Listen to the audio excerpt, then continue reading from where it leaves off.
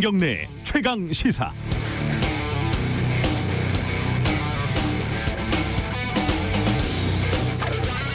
의사들이 오늘 집단 휴진에 들어가죠. 전공의들은 응급실 중환자실에서도 이미 철수를 했습니다. 이걸 밥그릇 싸움이다 이렇게 욕하지는 않겠습니다. 세상에 밥그릇만큼 중요한 게 어디 있겠습니까? 옳고 그름 이 문제도 조금 있다가 프로그램 인터뷰에서 좀 얘기를 하도록 하고요. 다만 의사들의 권력이 참 대단하다 이걸 새삼 느낍니다. 그 세다는 금속노조가 총파업을 벌이고 해고 노동자가 몇 년을 굴뚝 위에 올라가서 고공농성을 해도 노동부 장관 한번 만나기가 쉽습니까? 의사들 앞에서는 국무총리가 노동부 국장쯤으로 보이기까지 합니다. 대단한 위세가 아닐 수 없습니다. 의사 정원 확대 등을 반대한다면서 슬쩍 한방첩약 급여 반대를 요구 조건에 끼워 넣은 것도 참 대단하죠. 노골적으로 해도 된다는 뜻이죠. 여론 따위는 중요하지 않다. 이렇게 싸워도 힘으로 이길 수 있다라고 생각하는 것 같습니다. 그런데요, 의사 여러분들, 이게 많이 안 싸워봐서 이런 싸움에서 이기려면은 어떻게 싸워야 하는지 도통 모르는 것 같습니다. 저도 KBS에서 방송사 파업을 해봤는데 이게 참 어렵습니다. 이게 일종의 배부른 자들의 파업이잖아요. 이런 싸움에서는 결국 국민들의 마음을 얻어야 이길 수 있습니다. 이 사회에서 밥 좀 먹고 누릴 것 누렸던 집단이 국민의 마음을 얻으려면 공적인 가치를 이야기해야 합니다. 우리가 이기면은 우리가 아니라 모두에게 이롭다. 이걸 설득해내야 하는 거죠. 그리고 그 설득 과정에서 자신을 희생하는 모습을 진심으로 보여줘야지 이길 수 있습니다. 그걸 못하면 지는 겁니다. 의사도 아닌 고작 의대생들이 코로나 방역 전선에 있는 의료진에게 표한 국민들의 고마움을 그런 비웃는 캠페인이나 하면서 국민들의 마음을 얻을 수 있다고 생각을 하는 걸까요? 의사 여러분들 진짜 싸울 준비가 됐다고 생각하십니까? 8월 26일 수요일 김경래 최강시사 시작합니다.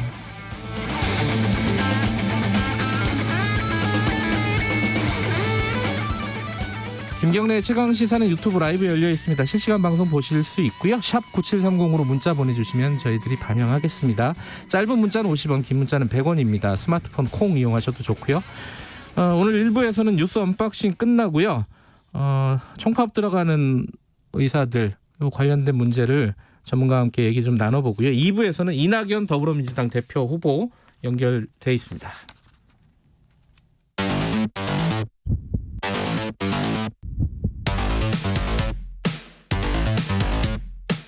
오늘 아침 가장 뜨거운 뉴스 언박싱.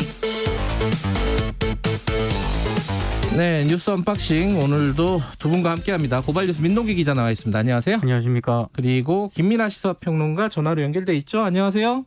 안녕하세요. 네, 목소리에 힘이 없으세요? 집에 있으면 긴장도가 떨어지고. 예, 조만간 뵐 겁니다. 얼굴. 자, 이게 얘기 네. 하기 전에 태풍 바비 소식 간단하게 좀 연결을 해볼게요. 지금 한 번도 경험해 보지 못한 그런 위력이라고 아까 민동기 기자가 들었다고. 네. 예, 한번 물어보겠습니다. 윤기한 기상청 통보관 연결돼 있습니다. 통보관님 나와 계시죠? 예, 안녕하십니까? 지금 바비 어디 있습니까? 지금 현재는? 네, 6시 현재로 본다고 하면 서귀포 남서쪽 240km 해상, 7시로 본다고 하면 한 220km 해상에 위치를 하는 것으로 예상을 하고 있습니다. 그러면 제주도는 벌써 바람 불고 영향을 미치고 있는 건가요? 예, 그렇습니다. 제주도 상간에서는 상간치대로 해서 25m 이상, 네. 그리고 밑에 지역에서도 15에서 한 20m 정도로 바람이 불고 있고요. 예. 비는 간간히 내렸다 하는데 1시간 안에는 이제부터는 비가 강하게 폭우처럼 내릴 걸로 그렇게 예상을 하고 있습니다. 한 번도 경험해보지 못한 위력이라는 얘기를 뉴스에서 들었는데 이게 사실이에요? 어느 정도 위력이길래 그러는 겁니까? 아니, 역대급으로는 비슷한 경우가 있었고요. 예. 실제로 매미나 볼라벤 같이 예. 했을 경우 바람이 기록됐던 경우 비슷한 바람은 이렇게 불 것으로 예상을 하고 있습니다. 예. 이 태풍이 지금 제주도 인근까지 올라오면서 매우 강한 태풍이라고 하면 한 44m 이상 커서 부는 걸 말하는데, 요게 이제 서해상에 올라오면서 조금은 약해지겠지만 백령도 인근으로 상륙하는 과정에서 네. 서해안하고 그 서쪽 도서 지역, 제주도 쪽에서는 순간치대로 해서 40에서 한 60m 정도? 이 정도라고 하면은 우리가 최대로 바람이 불었던 매미 정도의 수준의 바람이 불 것으로 그렇게 예상을 하고 있습니다. 이게 지금 오늘 새벽에 제주도 인근을 지나가서 서해안 쪽으로 해서 서해 쪽으로 빠지는 걸로 지금 예상되고 있는 거죠? 예, 지금은 남서쪽에 있고요. 오늘 낮에 한 15시경에 제주도 서쪽 해상에 한 120, 30km 떨어져서 네. 지날 것으로 예상을 하고 있습니다. 그럼 언제 이 태풍권에서 완전히 벗어나게 되는 거예요? 내일 새벽에 백령도 인근 항해도에서 상륙을 해서 네. 내일 낮에 오후 정도 되면은 네. 뭐 서도권 지역에서도 점차 벗어나지만 네. 옛날처럼 벗어났다고 해서 바로 개이는 형태가 아니고 네. 비가 계속해서 내일까지는 강한 비는 아니지만 이어질 걸로 계속 예상을 하고 있습니다. 그 보도를 보니까 뭐 시속으로 따지면은 뭐 150km가 된다, 뭐 이런 얘기도 있던데 이거 계산하면 그렇게 되는 건가요? 네, 맞습니다. 실제로 한 40초속 40m를 갖다가 예. 시속으로 계산하면 한 160km 정도 되거든요. 네, 그런다고 하면 고속도로 차량이 160km 달린다고 하면 그 속도를 체감할 수 있고요. 이 정도 된다고 하면은 실제로 사람이 넘어지는 경우가 굉장히 많습니다. 실질적으로. 사람도 넘어질 수 있다. 예. 시설물들도 당연히 날아갈 가능성도 높겠네요, 그죠? 예, 이 정도 바람이라면 그간의 경험을 보면, 네. 실질적으로 흑산도에서 송전탑이 무너졌다거나, 구부러졌다거나, 네. 이런 정도의 대형 피해가 납니다. 자, 바람은 바람인데 비도 많이 오나요? 예, 비는 금방 말씀드린 것처럼 제주도 쪽은 1시간 이내 폭우가 시작할 걸로 예상을 하고 있고요. 네. 그래서 제주도는 제주도 전체적으로는 100에서 300mm, 그리고 산지에서는 500mm, 그리고 남풍이 들어오면서 부딪히는 지리산, 그리고 태풍과 가까운 전라도 쪽에서는 100에서 300mm 정도의 비가 있을 걸로 예상을 하고, 그 밖의 지역은 많은 비는 아닐 걸로 그렇게 예상을 하고 있습니다. 알겠습니다. 오늘 내일은 태풍 피해 준비 만반의 준비를 해야 될 것 같습니다. 오늘 고맙습니다. 예, 감사합니다. 윤기한 기상청 통보관이었고요. 태풍이 오는데 사실 코로나도 폭풍 전야라고 어제 방역 당국에서 밝혔잖아요. 그렇습니다. 김민하 평론가 계시죠? 있습니다. 예. 그 코로나 관련된 상황 좀 정리해 주세요. 네, 저만 전화로 하니까 외롭네요. 네. 네. 코로나는 말씀하신 대로 코로나가 폭풍 전야입니다. 예. 그래서 지난 22일에 397명의 신규 확진자가 나온 이후에 사흘 연속 300명대를 기록했고 23일에서 24일 이틀 연속 200명대로 줄어들면서 네. 이게 좀 수도권 증가 섞인 거 아니냐 이런 얘기가 나왔는데 네. 어제 이제 중앙임상위가 지난 22일을 정점으로 이 수도권 증가세가 좀 꺾였다라고 추정이 된다라고 밝혔거든요. 네. 그런데 바로 3시간 뒤에 이 중앙방역대책본부 브리핑에서는 이 전국 확산의 폭풍 전야라고 판단하고 있다라는 평가가 나왔습니다. 좀 상반된 평가가 나온 거죠. 네. 그래서 이번 주말까지는 발생 주의를 살펴봐야 코로나 재유행의 정점을 가능할 수 있다. 이런 이제 입장인 건데요. 예. 여기에 더불어서 지금 상당한 문제로 지금 보이는 게 이 서울시가 밝힌 걸 보면은 지난 그 24일 서울 확진자 134명 가운데 60명이 지금 감염 경로가 파악이 안 된다고 하는 겁니다. 비율이 굉장히 높네요. 깜깜이 감염 비율이 지난 13일에 6.3%였는데 앞서 말씀드린 60명이라고 그러면 한 44.8% 정도 되거든요. 네. 그러니까 이게 7배 이상 늘어난 것이죠.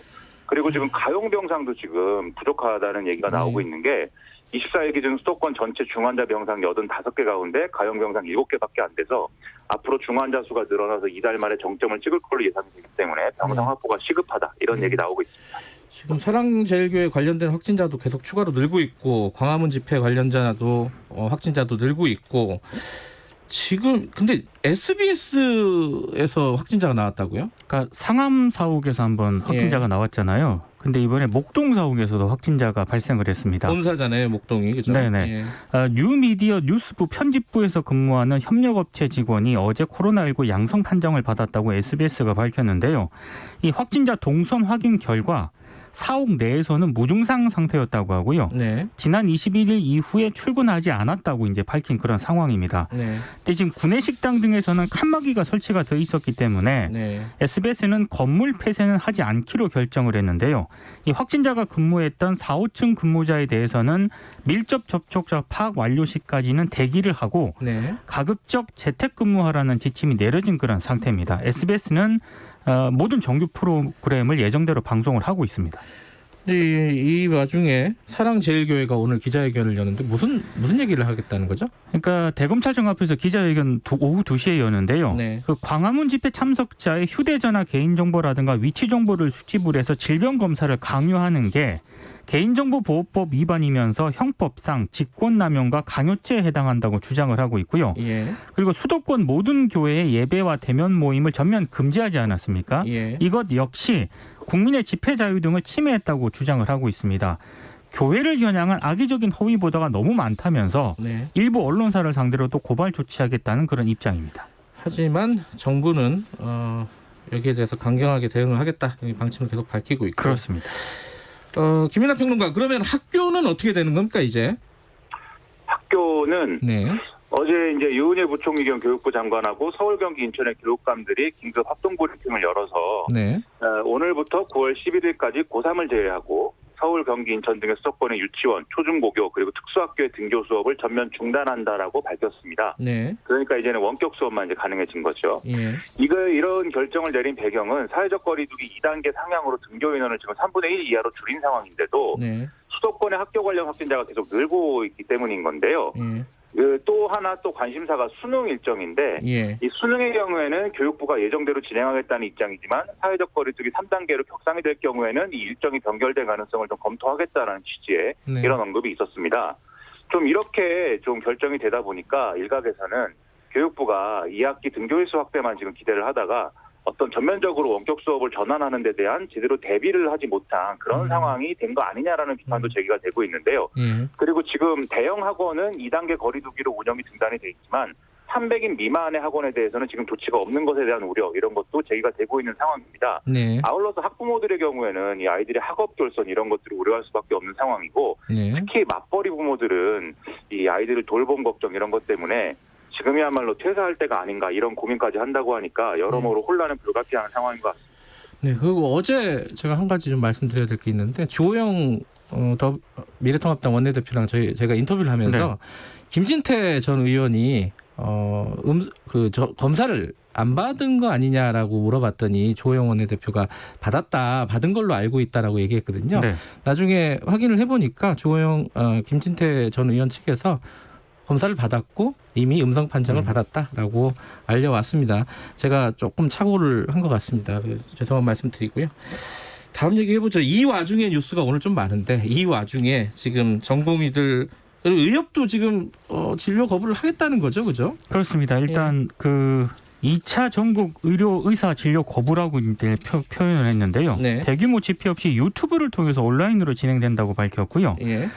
만약에 이제 집단 휴진이 강행이 되면 응급실이라든가 중환자실 등의 필수 인력은 파업에 참여하지 않기로 했습니다. 네. 그런데 전임의들까지 진료 거부에 나서기 때문에 의료 네. 공백은 불가피할 것으로 보이고요. 지금 주요 대형 병원들은 비응급 환자의 수술 일정 연기라든가 수술 건수 조정 등에 대비에 들어간 그런 상황인데 어제 그 의협하고 정부 관계자들이 어제가 아니라 그제 이제 그 24일하고 25일 새벽까지 마라톤 협상을 벌이긴 했거든요. 총리도 만나고요. 그래서 예. 잠정 합의를 이뤘다라고 합니다. 그러니까 코로나19가 안정화될 때까지 정부는 의대 증원 정책 추진을 당분간 유보를 하고 네. 의사협회는 집단 휴진을 중단하는 데 잠정 합의를 했는데 네. 문제는 의협 산하에 대한전공의협의회가 있거든요. 이 소속 전공의들이 잠정 합의안을 수용하지 않고 집단 휴진을 지속하기로 했습니다. 예. 그러면은 앞으로 일단 예정대로 3일 동안은 집단 휴진에 들어간 그런 상황입니다. 진행될 진행될 것이고 이 얘기는요 저희들이 언박싱 끝나면은 관련 얘기 좀 나눠보도록 하겠습니다.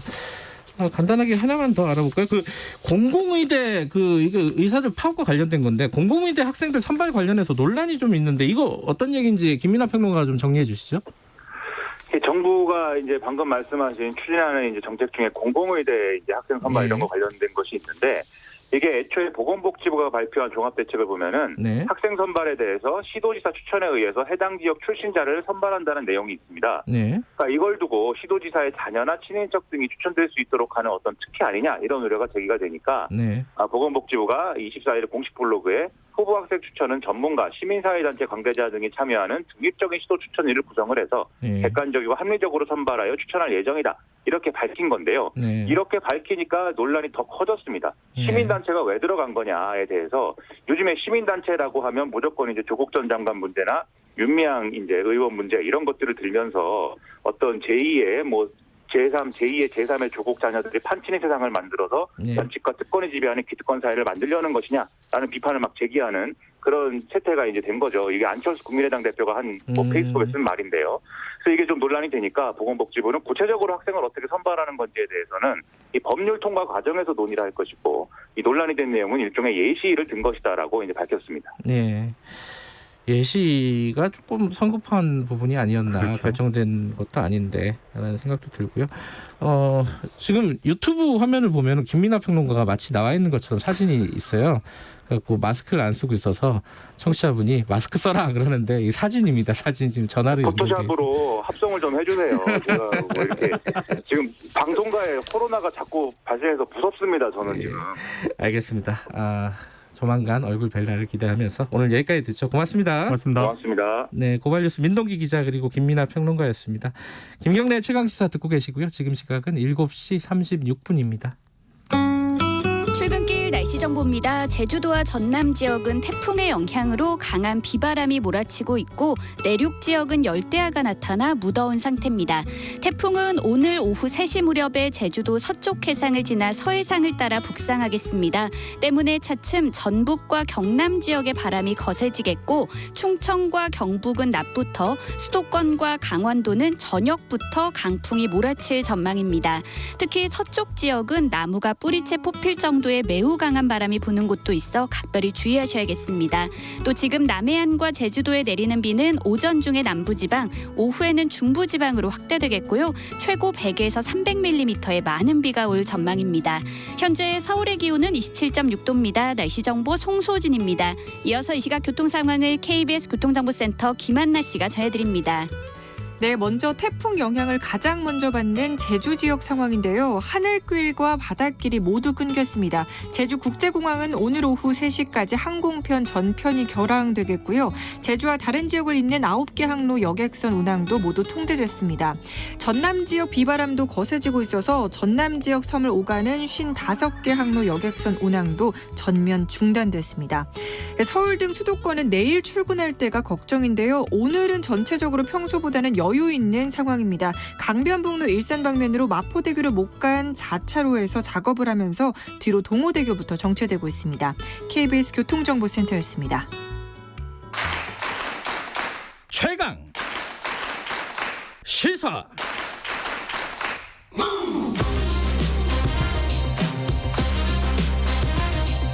지금 여러분께서는 김경래 기자의 최강 시사를 듣고 계십니다. 네, 의사들 집단 휴진 관련된 얘기 좀 해보겠습니다. 오늘부터 전국의 모든 의사가 이게 참여하는 비율이 어느 정도 될지는 이제 봐야 알겠지만요. 어쨌든 총파업에 들어갑니다. 의료 대란 현실화될 가능성이 있죠. 지금 상황 어떻게 봐야 되는지 보건의료단체연합 정영준 정책위원장 연결하겠습니다. 위원장님 나와 계시죠? 안녕하세요. 예, 안녕하세요. 예, 정영준 위원장께서도 의사시잖아요, 그렇죠? 예, 맞습니다. 예, 같은 의사로서 이번 파업을 어떻게 보시는지 입장부터 듣고 그 뒷얘기를 들어야지 오해가 없을 것 같습니다. 예, 맞습니다. 먼저 국민들께서 지금 다 듣고 계실 텐데 예. 매우 좀 안타까운 일이고 예. 아주 부적절한 파업이라고 생각하고요. 특히 진료 거부의 명분이 너무 약하고 예. 대안 제시가 없다는 점에서 심각한 문제라고 생각합니다. 지금 이제 가장 큰 쟁점이 의사 정원 확대잖아요. 예, 맞습니다. 근데 이제 정부는 OECD 기준으로 하면 우리가 의사수가 굉장히 부족하고 특히 지역은 더 부족하다. 이게 이제 정원 확대의 근거인데 의사들은 저희들이 이제 의사분들하고도 인터뷰를 해봤잖아요. 아니 확대를 이런 식으로 주먹구구식으로 하면은 효과가 없다 이거거든요. 이거 어떻게 보십니까? 어느 쪽 말이 맞는 거예요? 아니 주먹구구로 확대를 하면 효과가 없다는 말은 네. 일부 납득할 수 있겠지만 네. 의사 숫자가 적다는 부분은 객관적인 사실입니다. 그러니까 그 부분을 일단은 부정하고 시작하면 네. 어떤 식으로 의사수를 증언할지에 대한 논의가 불가능하기 때문에 네. 그 부분에서는 이견이 당연히 있을 수밖에 없고요. 예. 특히 의사 같은 경우에는 뭐 다들 인정을 하시겠지만은 전문의 양성하는데 거의 10년에서 한 13년 정도가 걸립니다. 네. 그러니까 지금부터 충분히 생각을 해도 그 미래에 어떻게 그런 것들이 작동하기 때문에 네. 지금부터 당연히 어떤 계획과 맞춰서 이야기하는 분이 맞는 거지 뭐 전면 철회를 한다든가 아예 없던 걸로 백지한다든가 네. 이런 거는 좀 올바른 대안 제시 방법은 아니라고 생각하고요. 그리고 뭐 국제적 기준으로 봤을 때 뭐 다들 많이 이제 언론에 나와서 알고 계시겠지만은 네. 한국이 한의사 선생님들 제외하면 네. 사실은 인구 대비로 의사가 가장 부족한 나라 중에 하나입니다. 그렇기 때문에 뭐 의사수 증가 자체에 대해서 논란이 있다는 것은 좀 넌센스라고 생각합니다. 아니 근데 이거는 일반인들 저 같은 이제 의료에 대해서 잘 모르는 사람들이 궁금해하는 건데 아니 그럼 의대 정원 늘리면은 진작에 늘렸으면 되는 거 아니에요? 왜 못 늘렸던 거예요 지금까지는? 그러니까 이제 여러 가지 문제들이 저는 있었다고 보는데요. 첫 번째로 한국에서 의대 정원을 여러 가지 정치적인 협상의 대상으로 그동안 생각을 해왔습니다. 마지막으로 의대 정원을 늘린 게 1990년대 중반인데 20년이 넘었어요? 예, 거의 뭐 25년이 됐다고 보시면 되는데 예. 그때도 이제 이게 지역의 어떤 그 토호들, 네. 그다음에 사립대 뭐 이런 것들하고 연결이 돼가지고 이권 사업이었습니다. 네. 그러다 보니까 항상 문제가 많이 발생을 했고요. 예. 또 하나는 그 마지막에 늘려준 그 의대 정원을 주요 이제 좀 부실 사립대들이 많이 가져갔는데 네. 그것 중에 한 2곳이 사실은 엉망진창으로 의대 교육을 하는 바람에 네. 한 곳은 사실은 그 정원 자체가 없어졌고 한 곳은 다른 곳으로 인수가 되었거든요. 네. 그게 이제 지금 대한의사협회나 다른 쪽에서 주로 이야기하는 뭐 서남대 의대와 지금 이제 인수된 관동대 의대 두 네. 가지 건이 있는데요. 이런 부분들 때문에 이제 의사 정원을 확대한다고 하더라도 제대로 된 교육을 할 수 있는 사람이 있느냐라고 하는 문제 제기가 계속 있었던 것이죠. 그렇죠, 그렇죠. 예. 그러니까 지금 이제 의대 정원 늘려봤자 이게 부실한 교육이 될 거다. 이게 이제 의사협회라든가 전공의들의 논리 아니겠습니까? 이건 어떻게 보세요? 근데 이제 그 부분은 지금 정부가 공공의대라고 하는 어떤 네. 안을 가지고 있고요. 예. 그리고 또 지역 이번에 의사제 같은 경우에 네. 뭐 저희도 사실은 이 안에 대해서 다시 대논의해야 된다고 생각하고 더 강화해야 된다고 생각하지만 네. 기본적인 전제가 어쨌든 국가 장학생입니다. 네. 6년 동안 국가가 돈을 지원해서 교육을 하는데 네. 그런 부실한 교육들을 할 거라고 생각하지 않고 물론 여기에 대해서 대안을 제시하는 부분들을 저는 있으면 더 좋을 거라고 생각합니다. 뭐 더 돈을 많이 지원할 수 있는 어떤 제도라든가 네. 아니면 외국은 이제 수련 과정에 대해서도 일정 정도 국가와 사회가 돈을 지불하거든요. 네. 그러니까 이런 부분들까지 다 이야기를 해서 더 많은 재원을 투자해서 내실 있는 교육을 한 의사들을 사실 사회와 우리가 이제 한 10년 정도 지금 의무복무로 네. 같이 이제 이용하자고 하는 이런 측면이기 때문에 네. 이 이야기에 대해서 그런 내실돼 있지 않은 교육이 있을 거라고 단언하는 것은 좀 부적절해 보입니다. 근데 이게 참 궁금한 부분인데요. 이게 궁금한 게 참 많습니다. 의사들 그 생각들을 잘 모르니까. 아니, 지금 상황에서 지금 말씀하신 대로 의사 정원을 좀 늘리는 거에 합의하고 어떻게 하면은 내실화된 교육을 할 것인가를 고민하면 될 텐데 이렇게 극단적이라고 생각하는 사람들이 있죠. 어쨌든 이게 파업까지 이렇게 하는 이유가 뭔지 그 근본적인 이유가 뭔지 그게 궁금해요. 근본적 이유는 뭐 지금 아시는 분들이 있을 텐데 저희 이제 의사 모임, 의사 협회 안에 강성 우파들이 지금 지도부를 장악하고 있거든요. 이분들은 이제 자신의 힘을 좀 보여주려고 하는 것들이 아주 강합니다. 네. 그래서 사실 뭐 진료 거부나 이런 의사 총파업 선동을 이번에만 한 것이 아니고 사실은 이제 협회장이 되고 나서 거의 뭐 매달 거의 주장을 했기 때문에 남발하다시피 했는데. 여기에 이제 지금 전공이나 이제 학생들이 사실은 이제 의대 정원 부분은 미래 본인들의 이제 그 경쟁이 격화되고 또 하나는 이제 본인들이 가져야 되는 어떤 그 시장에서의 어떤 위치가 조금 훼손될 수 있다는 이런 점 때문에 좀 민감하게 반응을 했는데 여기에 대해서 이제 대안 제시 전혀 없이 이렇게 이야기하게 된 거고요. 그래서 이번에 이제 핵심 요구를 보시면 전면 철회지 않습니까? 협회에서 이야기하는 것이. 그렇게 된 이유가 사실은 이런 본인들이 갖고 있는 힘을 보여주려고 하는 것에서 비롯됐기 때문이라고 생각합니다. 힘을 보여주려고 한다. 그러니까 지금 최대 집회장이잖아요. 예, 맞습니다. 어차피 근데 의사들이 뽑은 집행부 아니겠습니까? 그죠? 예, 의사들이 뽑은 집행부라서 저도 뭐 되게 좀 국민 여러분한테 죄송한 말씀드리고요. 네. 그리고 이제 이 의사들이 뽑았긴 하지만은 이제 이 직선 어떤 의협 간부의 어떤 특성상 네. 협회에 있는 사람들이 이제 의사협회가 이제 가지고 있는 성격이 전문가 단체로서의 역할도 있어야 하는데 네. 직선으로 이렇게 뽑다 보니까는 강성으로 이제 의사들의 어떤 이익을 극대화하겠다고 하는 사람이 뽑힌 셈이라서 네. 네, 사실은 협회장이 이런 식으로 이렇게 막 다 회원들을 선동해가지고 가능한 이 구조 자체는 좀 잘못됐다고 생각합니다. 지금 이제 그 의사 정원 확대도 있지만 이제 공공의대 설립도 의사협회라든가 전공의 쪽에서 반대를 하잖아요. 이 공공의대를 반대하는 이유는 뭐예요? 그 학교 더 만들면 좋은 거 아니에요? 그 부분은 저는 두 가지가 섞여 있는 것 같은데요. 예. 일단 지금 뭐 전공의나 학생들은 공공의대에 대해서 정확하게 이해한다기보다는 네. 의사수 정원 확대에 있는 부수적인 정책으로 이해하는 것 같습니다. 그러니까 공공의대도 결국은 숫자를 늘리는 것이기 때문에 네. 이렇게 됐든 저렇게 됐든 숫자를 늘리는 것 별로 이렇게 다 찬성하고 있지 않은 그런 맥락에서 반대하게 되는데 예. 다만 이제 지금 현재 의협지도부 아까 말씀하신 게 최대비 회장을 기점으로 하는 네. 이 강성 우파 집행부의 입장은 네. 의료의 공공성 자체에 대해서 사실은 좀 부정하는 세력들입니다. 그러니까 이제 한국 의료는 시장 중심 체계인데 네. 이런 것들이 이제 사적 그런 어떤 재산이고 사유재라고 생각을 하고 있거든요. 그렇기 때문에 이제 공공 부분에서 어떤 영역이 확대되는 것 자체에 대해서 반대하는 일부 세력이 내부에 있다고 생각합니다. 그럼 공공의대 같은 경우에는 어제 약간 좀 해프닝성이 논란이 있었는데 공공의대를 학생 추천을 받는데 지자체장이 추천권을 갖는다든가 아니면은 뭐 시민단체가 거기에 하는 부분으로 들어간다든가 이런 얘기들이 보건복지부 쪽에서 이제 예시로 들었다고 해요. 근데 이런 얘기가 나오는 걸 보면 아직까지 뭔가 방침들도 제대로 안 정해졌고 정부 방침 대책도 약간 좀 주먹구구 아니냐 이런 생각도 들긴 해요. 그리고 정부가 지금 사실은 공공의대도 마찬가지고 지금 의대 정원도 마찬가지고 사실 좀 내실 있는 안을 냈어야 되는데 아주 문제가 많은 안들을 낸 것이 사실입니다. 특히나 이제 공공의대만 지금 하나 더 들여다보게 되면 공공의대 정원이 고작 49명밖에 안 됩니다. 너무 작고요. 첫 번째로 그 부분이 제일 심각한 문제입니다. 왜냐하면 지금 그렇게 적은 정원의 의과대학들이 사실은 규모를 갖추지 못해서 제대로 된 교육 환경을 못 갖췄던 것이기 때문에 그런 악순환을 반복하여 하는 적은 의대를 다시 신설하는 것이 문제가 있다는 것을 본인 스스로도 인정을 해놓고 왜냐하면 그래서 의대 정원을 늘리겠다고 한 거거든요.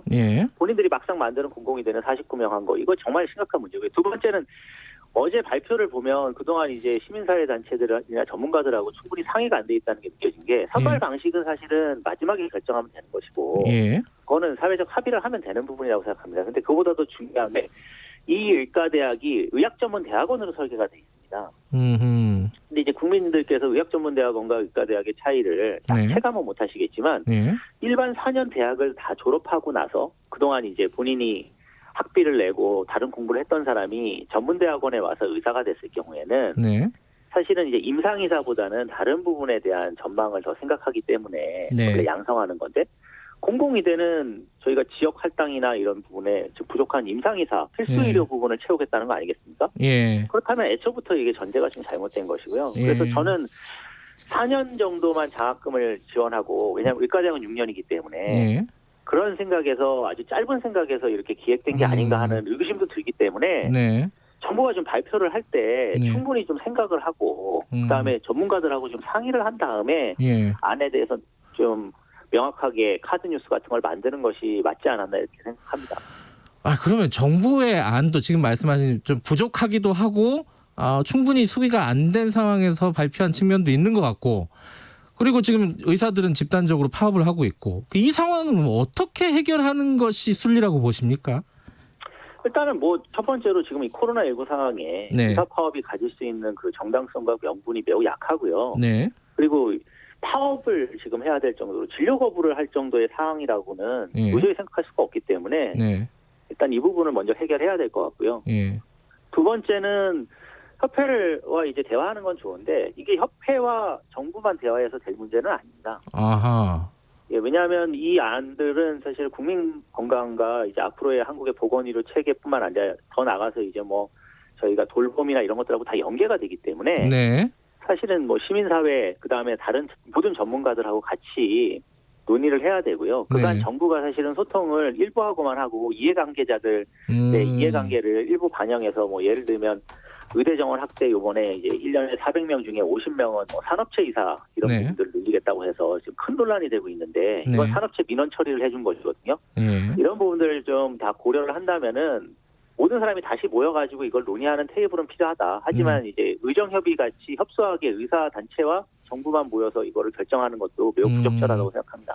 그러면 이제 말씀하시는 취지는 정부도 지금 추진하고 있는 정책을 일단 보류하고 좀 더 대화를 해라. 이 얘기고 의사들은 빨리 현장으로 돌아가라. 이 두 가지를 말씀하시는 거죠, 그러면은 결론적으로. 예, 그리고 이제 또 하나는 정부는 사실은 그렇게 할 의지가 예. 좀 생긴 것 같은데요. 예. 협회가 사실은 지금 아예 그냥 전면 철회 아니 백지화 이걸 지금 전제로 하고 정부에 지금 백기투항을 요구하고 있는데 네. 이런 식의 그냥 몰수 전략 가지고 이렇게 네. 국민 건강과 관련돼 있는 네. 진료 거부를 계속하면서 투쟁하는 방식은 사실은 힘을 과시하는 것밖에 안 되기 때문에 네. 예, 협회가 지금 이제 정부가 내놓은 안을 최대한 네. 잘 조율을 해서 예. 빨리 진료 현장에 돌아가고 정부는 어떤 식으로 사회적 협의체를 만들지에 대해서 지금 제시를 하고 이렇게 해야 문제가 해결될 것 같습니다. 이거 하나 더 여쭤봐야 될 것 같아요. 그 의사들 얘기를 들어보면은 억울한 측면이 있다. 뭐냐면은 이제 수가 같은 것들이 비현실적이기 때문에 일부 비급여 진료를 할 수 있는 그런 과, 뭐 피부과나 성형외과 이런 쪽으로 몰리게 되고 의료 시장 자체가 굉장히 기형적으로 돼 있다. 지금 정책 때문에 수가 현실화든가 이런 문제들도 좀 해결이 돼야 되는 거 아니냐. 인력 문제가 다가 아니다. 이런 얘기를 해요. 이건 어떻게 봐야 됩니까? 뭐 일부 다 타당한 말씀이고요. 예. 그다음에 아까 이야기한 대로 뭐 의학 교육 부분의 문제뿐만 아니라 정부 정책에 대한 비판에서도 들을 만한 이야기가 있긴 합니다. 예, 근데 예. 이제 다만 지금 그 각각의 문제들이 한국 의료에 뭐 한두 개가 있겠습니까? 그걸 다 해결을 했으면 좋겠는데 그 하나하나를 가지고 들어와서 사실은 진료 거부하는 부분에 대한 거를 문제 제기하는 거지. 네. 어떤 공론화 장이라든가 아니면 사회적 그런 어떤 협의를 할 수 있는 그런 통로가 있을 때 네.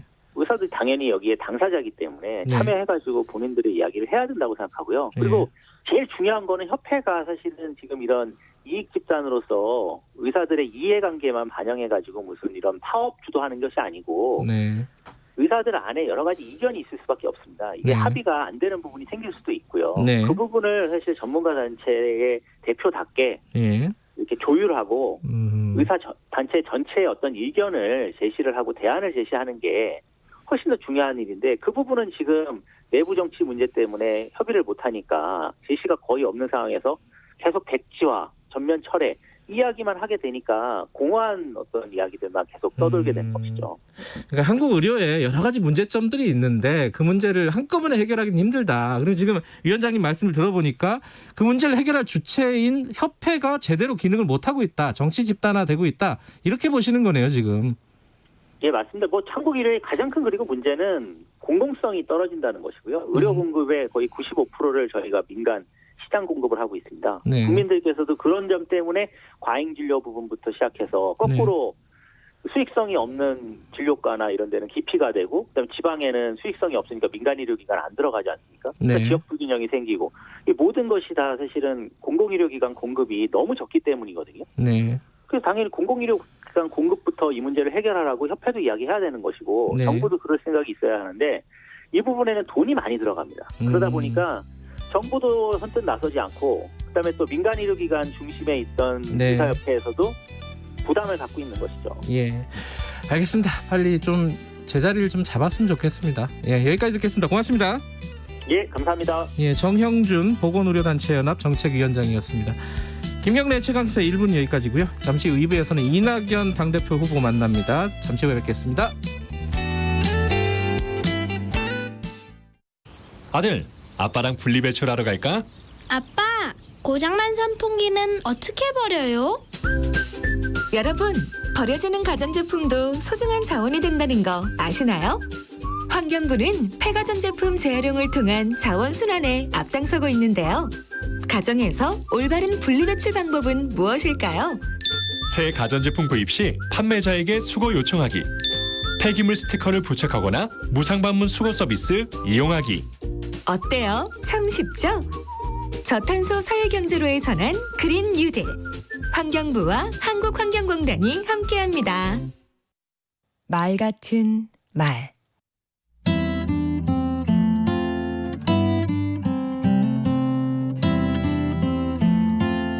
안녕하세요.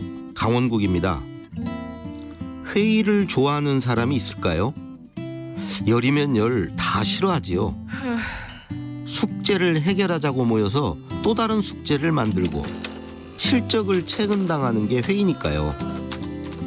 그러나 회의는 조직에서 나의 성공 여부를 판가름짓는 면접 자리나 다름없습니다. 또한 동료 선후배와의 관계를 만드는 자리이기도 합니다. 여기서 적도, 동지도 생깁니다. 나아가 회의는 배우는 자리입니다. 세 사람이 같이 가면 그 중에 반드시 스승이 있다고 했습니다. 장점이건 단점이건 회의 자리에서는 배울 게 있습니다. 그렇다면 회의에 임하는 자세는 어떠해야 할까요? 회의 목표에 집중하십시오. 회의 때 말 잘하는 가장 확실한 방법은 목적에 부합하는 말만 하는 것입니다. 판에 끌려가지 말고 판을 끌고 가야 합니다. 타이밍을 보면서 내 의견에 대한 확신을 갖고 덤비세요. 단, 모르는 건 침묵하세요. 또 분위기에 휩쓸려 혹은 참석자 비위를 맞추려고 책임질 수 없는 말을 하진 마세요. 회의를 할 땐 우군을 확보해야 합니다. 내 편이 될 사람이 누구인지 파악해서 그 사람의 발언에 호의적으로 반응해 주거나 누가 얘기하셨듯이 등으로 그 사람을 거명해서 자연스럽게 내 편을 만들어야 합니다. 논쟁과 갈등을 두려워하진 마세요. 갈등은 좀 더 나은 방향으로 나아가기 위한 필요악입니다. 거침없이 비판하세요. 마지막엔 칭찬도 잊지 마시고요. 반론을 제기할 때도 공감하는 부분을 먼저 말하세요. 창의적인 성취의 대부분은 사람 사이 상호작용의 결과로 만들어집니다. 대화를 통해 서로의 생각이 뒤엉키고 치고받으면서 발전합니다. 이 세상에 절대로 유일무이는 없습니다. 확신과 자신감을 갖고 말하되 언제든지 물러설 준비가 되어 있어야 합니다. 제 경험으로 회의는 직장 생활의 거의 전부입니다. 유명한 사람이 이런 얘기 하지 않았나요? 나는 회의한다. 고로 존재한다. 강원국의 말 같은 말이었습니다. 준비돼 있다면 회의하세요. 정중당당하게. 당신의 능력을 보여주세요.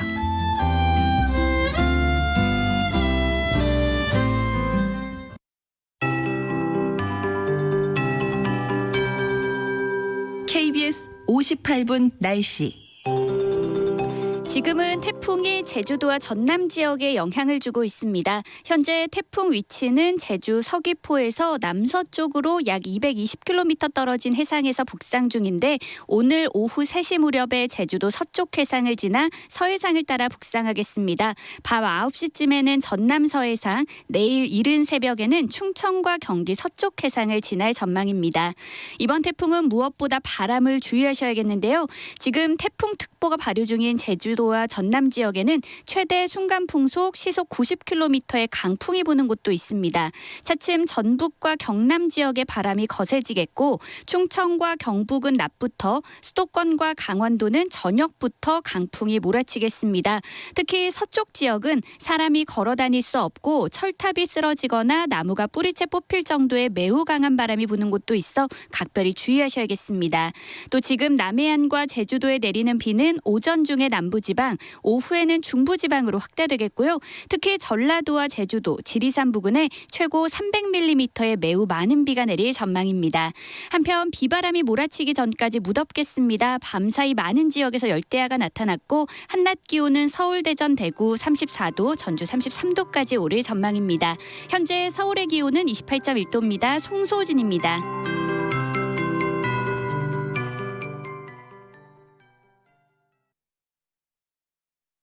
정성을 다하는 국민의 방송 KBS가 8시를 알려드립니다. AM 711kHz, FM 97.3MHz, KBS 1라디오입니다. HLKA.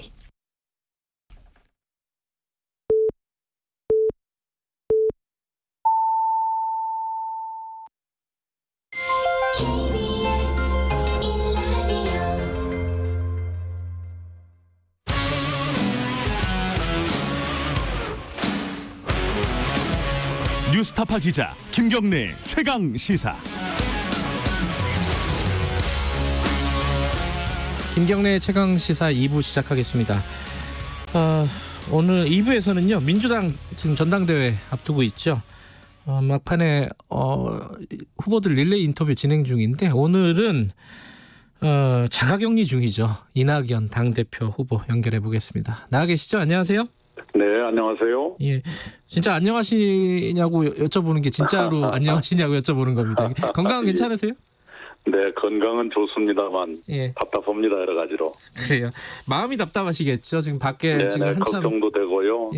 여러 가지 바깥 세상에 하도 국민들이 힘들어하실 일이 많아서요. 네. 영 안에 있는 게 더 답답하게 느껴집니다. 도움이 안 돼서 괜히 미안하고요. 언제 그러면은 나오시는 거예요? 근데 자가격리가? 31일 내주 월요일 정오로 되어 있습니다. 아, 그렇군요. 네. 이번에 이제 어쨌든 전당대회가 온라인으로 할 수밖에 없는 상황이 돼버렸잖아요, 그죠? 네, 그렇습니다. 흥행도 잘 안 되고 지금 코로나에 뭐 의사들 파업에 태풍에 지금 여러 가지가 겹쳐 있습니다. 걱정이 많으시죠? 아, 그럼요. 뭐 하나만 해도 걱정일 텐데.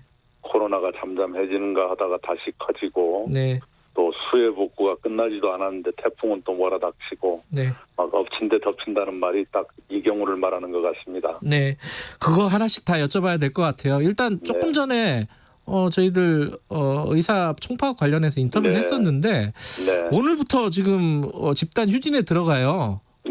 뭐 전공의들 응급실에서도 빠졌고요.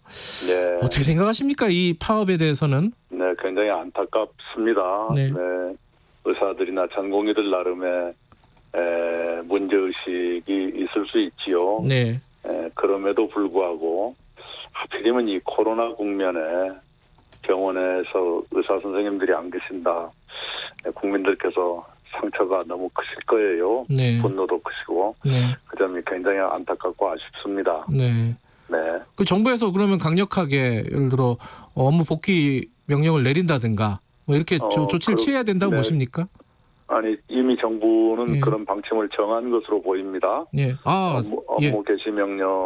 속보가 지금 떴네요. 네네. 수도권 전공의 전임의에게 업무 개시 명령을 내렸다. 네네.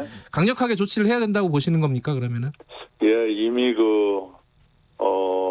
상당한 정도까지 대화를 했는데요. 철회를 하냐 마냐 이것이 마지막 쟁점이었던 것 같지요. 근데 그 정부에서는 보류하겠다. 그리고 진정성 있게 대화를 하자. 의사협회까지 그걸 수용을 했는데 전공의 전임의들이 수용을 안 한 것 같습니다. 안타깝고요. 지금이라도 대화가 다시 재개될 수 있다면 좋겠고요. 대통령께서도 이미 말씀을 하신 바와 같이 단호하게 대처하겠다는 것이 정부의 자세인 것 같습니다. 알겠습니다. 코로나19 얘기도 해야죠. 코로나19 관련해가지고 지금 3단계 사회적 거리두기 3단계로 넘어가야 되는 거 아니냐, 격상해야 되는 거 아니냐. 근데 이게 정부는 고민이 있을 수밖에 없잖아요. 경제 타격이 워낙 크니까. 어떻게 판단하고 계십니까, 이낙연 후보께서는? 3단계로 안 가도록 할 수 있는 일을 다 해야지요. 일단. 3단계로 가면 당장 직장을 잃는 분, 또 생계가 나락에 떨어지는 분들이 굉장히 많아질 겁니다. 그런 상태가 오지 않도록 최선을 다해야 되고요. 아마 1차 고비가 이번 주말이 될 것 같은데요. 왜냐하면 잘 아시겠지만 광화문 집회가 광복절 15일에 있었는데 보통 코로나 바이러스의 잠복 기간을 14일로 보지 않습니까? 그게 이번 주말이기 때문에 이번 주말쯤에 그 절정에 이를 거다. 이런 전망들이 나오고 있죠. 네. 네, 그런 상태입니다. 그러니까 이번 주말을 보면서 최선을 다하고 그 다음에 결정하자 이런 입장이시네요. 그래서 이번 주말을 넘긴다면 3단계로 안 갈 수도 있지 않겠는가 그런 전망인데요. 네. 제가 함부로 전망해서는 안 되고요. 네. 방역 전문가들이 판단하실 일이죠. 네. 자, 주말을 고비로 해서 한번 생각해 보자는 입장이시고, 그런데 그 이후에 지금 네. 당장 뭐 3단계로 가든지 안 가든지 당장 이제 사회적으로 지금 여러 가지 경제 활동이 많이 줄어든 건 사실이잖아요. 네네. 그래서 재난지원금을 지급을 해야 된다. 뭐 이런 얘기들이 나오고 있습니다. 그 여야에서 다 나오고 있고 지급 방식에 대해서도 뭐 전 국민이냐 어려운 사람들이냐 뭐 이게 여러 가지 논란들이 있는데 여기서는 어떻게 생각하세요? 우선은 지금은요 그런 논란에 빠질 때는 아니다라고 생각을 합니다. 왜냐하면 코로나 사태가 어떻게 되느냐에 따라서 경제적 대처가 달라질 수 있을 겁니다. 네. 만약에 재난지원금을 썼는데 사태가 더 악화된다 그러면 그때는 어떻게 할 것인가. 또 만약에 사태가 더 커진다면 재난지원금으로 해결할 수 없는 상태가 될지도 모르거든요. 네. 그런 것을 감안하지 않고 재난지원금 방법이나 액수 먼저 따진다는 것은 옳지가 않습니다. 왜냐하면 상황이 너무 유동적이기 때문에 그렇습니다. 그래서 그런 논란을 하느라고 힘을 쓰기보다는 방역을 더 강화해서 3단계로 가지 않고 피해를 최소화하는 그런 쪽으로 힘을 모으는 것이 더 맞겠다. 이렇게 판단합니다. 예, 뭐 힘을 모으는 것도 중요한데 이제 사전에 좀 논의가 돼야지 나중에 진짜 필요할 때 신속하게 뭐 결정하고 집행할 수 있다는 상황의 모니터는 정부가 이미 하고 있을 겁니다. 상황의 모니터는 단지 올 봄에 재난지원금 주었을 때와 지금은 많이 상황이 다른데요. 근본적으로는 올 봄에는 기존 예산 범위 내에서 씀씀이를 바꿔서 여기저기서 뽑아내가지고 그 돈으로 재난지원금을 드린 것이거든요. 근데 지금은 완전히 바닥이 났습니다. 그래서 빚을 내서 재난지원금을 드린다면 빚을 낼 수밖에 없는 그런 상태이기 때문에 좀 더 국간 지키기도 훨씬 더 진지하게 생각해야 된다. 이런 것이고요. 그보다는 더 중요한 것은 코로나 상황 자체가 유동적이기 때문에 미리 정해놓는 것이 상황에 안 맞을 수도 있다. 그 말씀을 드립니다. 근데 이제 예컨대 이재명 지사라든가 경기도지사라든가 박주민 후보, 지금 상대 후보죠. 박주민 후보 그리고 뭐 김부겸 후보 전 국민에게 지급을 해야 된다. 이게 이제 그런 얘기를 하는 취지는 아마 타이밍의 문제겠죠. 이게 늦으면은 곤란하다. 이런 어떤 지급이라든가 이런 부분들이 이제 이런 것이 있죠. 주로 이제 소비가 너무 위축돼 있으니까 그걸 살리자. 그래서 돈이 필요하다는 건데 막상 돈을 주어서 소비어로 많이 다닌다면 코로나는 또 어떻게 될까요? 그런 걱정도 당연히 하는 것이지요. 알겠습니다. 그러니까 지금은 어쨌든 논의할 단계는 아니라고 생각한다는 게 그렇습니다. 기본 입장이신 거네요. 그죠? 4차 추경도 그럼 마찬가지 입장이시겠네요? 그렇죠. 그것도 상황을 좀 봐야지요. 지금 추경을 편성한다고 해서 시기가 언제까지 될 것인지 내일 모레면 본예산이 국회에 제출될 텐데요. 그것과 같이 논의할 수 있는 것인지 또 빚을 내서 추경을 한다는 것이 지금 적절한지 왜냐 그러면 이번 한 번으로 끝날 수 있는 것인지에 대해서 아직 아무도 그걸 확실히 아는 사람이 없죠. 그래서 조금 더 지켜보고 판단하자 이런 생각을 정부가 가지고 있고 그 판단은 옳다고 생각합니다. 지금 코로나 2차 대유행 관련한 책임론도 계속 이제 논란이 되고 있어요. 이게 쉽사리 사그라들지가 않고 있는데 예컨대 주호영 그 미래통합당 원내대표 같은 경우에는 이 방역 실패 책임을 통합당이나 이런 광화문 집회에 연결하려고 엮으려고 하고 있는 거다. 이 정부 책임인데 결과적으로는 어찌됐든 간에 그리고 그 뒤에 이제 뭐 집회라든가 이런 부분들에 대해서 어떤 좀 그 강력한 조치를 취하는 게 공포를 조장하는 거 아니냐 이런 취지의 얘기들이 나오고 있단 말이에요. 이거 어떻게 생각하십니까? 그 집회에 참가했던 분들 중에 아직도 검사에 응하지 않는 분 또는 네. 숨어 들어간 분 네. 또는 집회에 갔다 왔다는 것을 숨기고 거짓말을 하는 분 네. 이런 분들이 있지 않습니까? 예. 그런 분들이 빨리 나타나서 검사를 받고 확산되지 않도록 하는데 협조를 하게 하는 것이 우선이지. 예. 그게 어떻게 공포를 조장하는 겁니까? 오히려 그것을 비호하는 듯한 것이 오히려 공포스러운 것 아닌가요?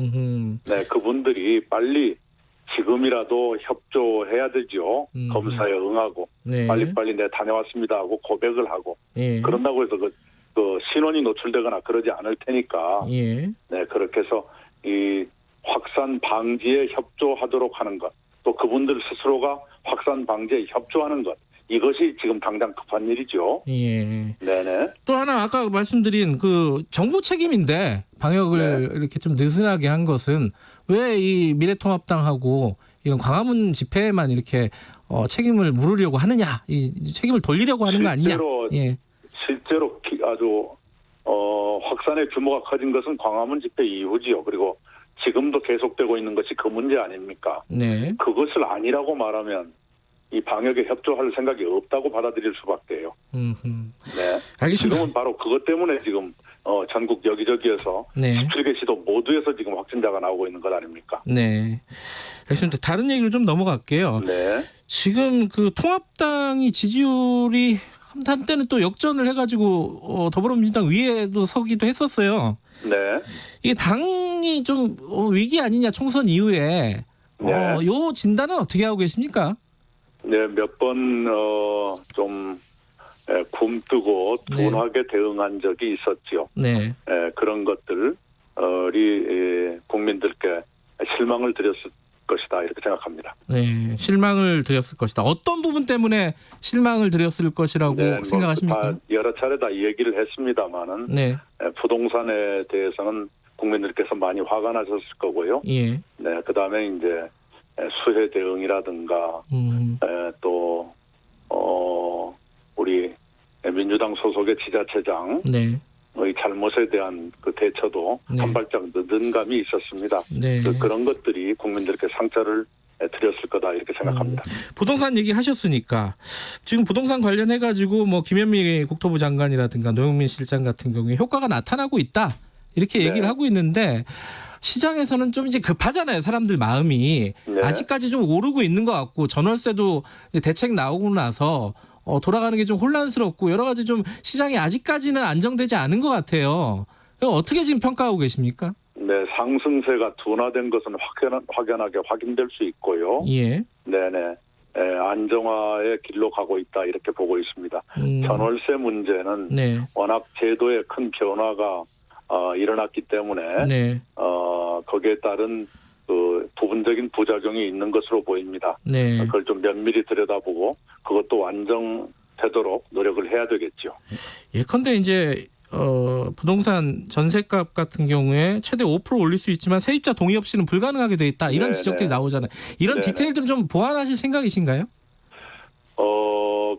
본질에 손을 대서는 시장에 오히려 더 혼란을 줄 겁니다. 네. 네네, 그렇게 생각합니다. 미세한 보완이 필요하다면 그것은 한번 검토를 해봐야 되겠지만 근본적으로 세입자의 권익, 주거권을 보장하고자 하는 그 흐름을 손대서는 안 된다고 생각합니다. 네.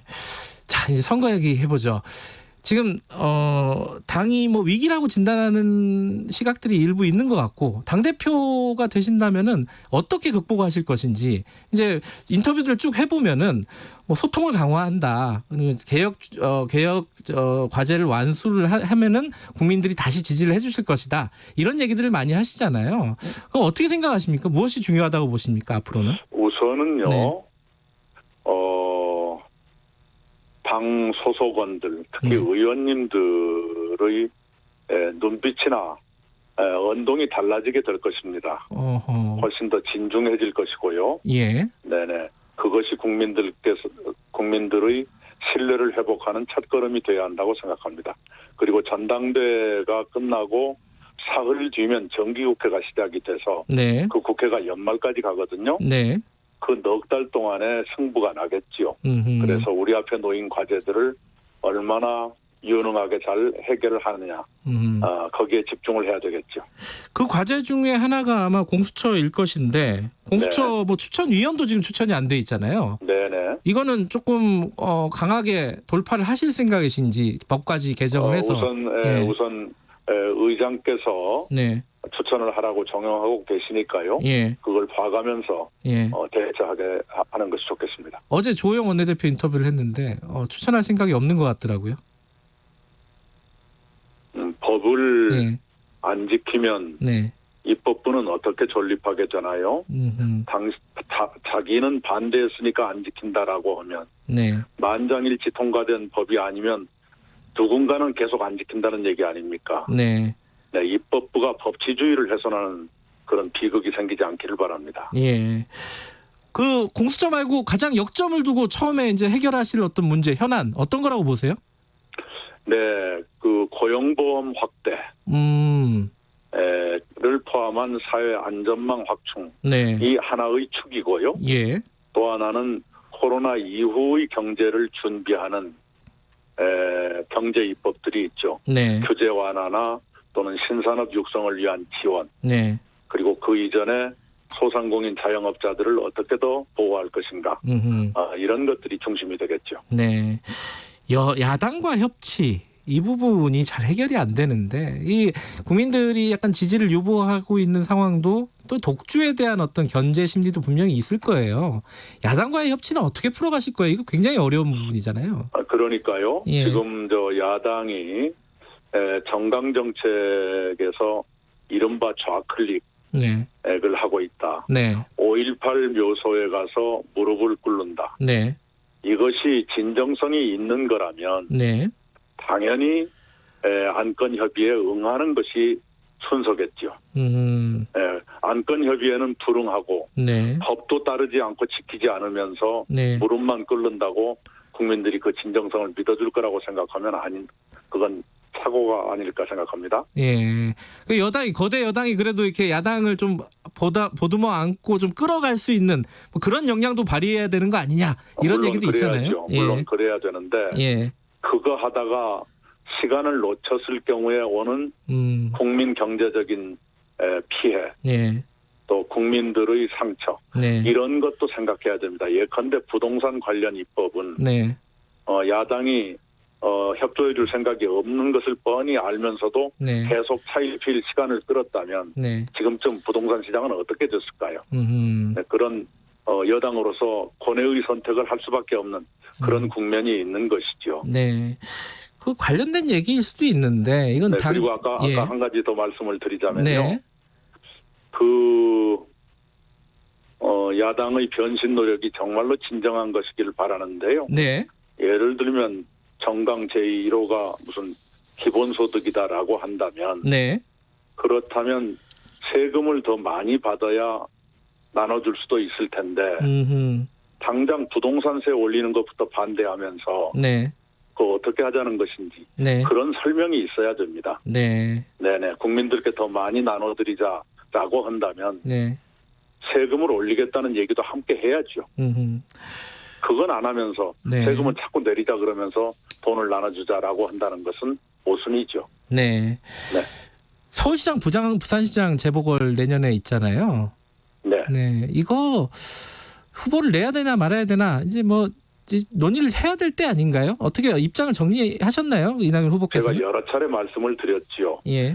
다른 급한 일을 먼저 하는 것이 순서다고 생각을 합니다. 네. 다른 급한 일이 있는데 그걸 제껴두고 네. 후보를 낼 거냐 말 거냐 가지고 예. 당내에서 갑론을박한다면 네. 국민들 눈에 그것이 어떻게 비칠까. 네. 그래서 그 문제는 더 급한 일을 해가면서 네. 늦기 전에 당 안팎의 의견을 들어서 책임 있게 결정하면 된다. 네. 이렇게 생각합니다. 마지막으로요. 김부겸 누구들 갑자기 죄송합니다. 네네. 김부겸 박주민이 아니라 왜 이낙연이어야 되는지 간단하게 듣고 마무리할게요. 네, 아까 모두의 말씀을 하셨던 것처럼 네.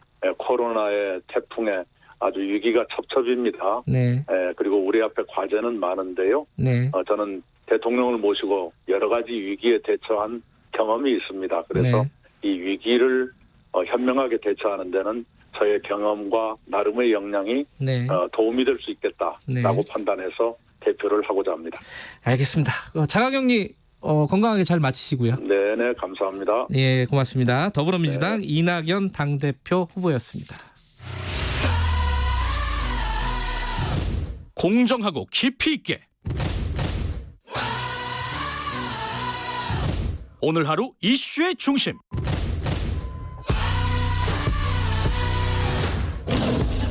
김경래의 최강 시사.